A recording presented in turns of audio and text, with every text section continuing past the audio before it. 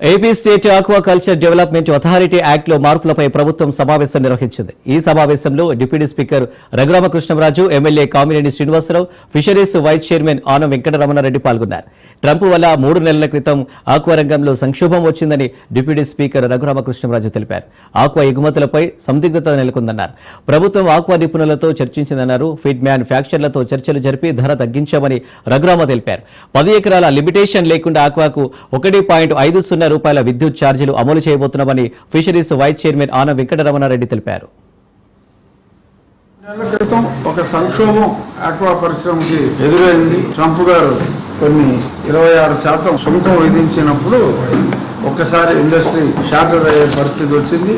అప్సడా, ఈ fisheries department, అప్సడా కలిసి మరి ఆ తర్వాత సిరీస్ ఆఫ్ మీటింగ్స్ 18 సార్లు, సగం సార్లు ఫిజికల్గా ఎలా ఈ సంక్షోభాన్ని ఎదుర్కోవడం, ఎలా మరి కాస్ట్ కటింగ్ ఎలా చేయాలి, ఫిష్ ఫీడ్ రేట్లు కూడా మరి ఏమన్నా తగ్గించే అవకాశం ఉందా, మరి ఎప్పటి నుంచో పెండింగ్లో ఉన్న ఇన్పుట్ కాస్ట్ ఆ రాయితీలు ప్రభుత్వం ఇస్తామని చెప్పారు, అది త్వరగా ఇవ్వాలి అని చెప్పి ఫాలో అప్ చేయటం, ఇవన్నీ కూడా యుద్ధ ప్రాతిపదికనే అప్సడా చాలా వరకు సఫలీకృతులయ్యాం. ఈలోపు అది ఒక 10% అక్కడ తగ్గటం కూడా కొంత ఊరటనిచ్చింది. 4 రూపాయలు చర్చించి 4 రూపాయలు ప్రైస్ తగ్గించడం. ఎంఆర్పిలో ఎక్కువ ఎంఆర్పి ఉండి అందరూ సుమారు ఒక 15 నుంచి 20% వరకు డిస్కౌంట్ రూపంలో ఇవ్వడం జరుగుతుంది. సో కాబట్టి ఎంతో కొంత డిస్కౌంట్ మీరు ఇచ్చుకున్నప్పటికీ కనీసం ఒక 14 రూపాయలు వరకు ఎంఆర్పి ప్రైస్ తగ్గించాలని చెప్పి మేమందరం కూడా ఆయన ప్రపోజల్కి శృతి కలిపి ఇన్సిస్ట్ చేయడం జరిగింది.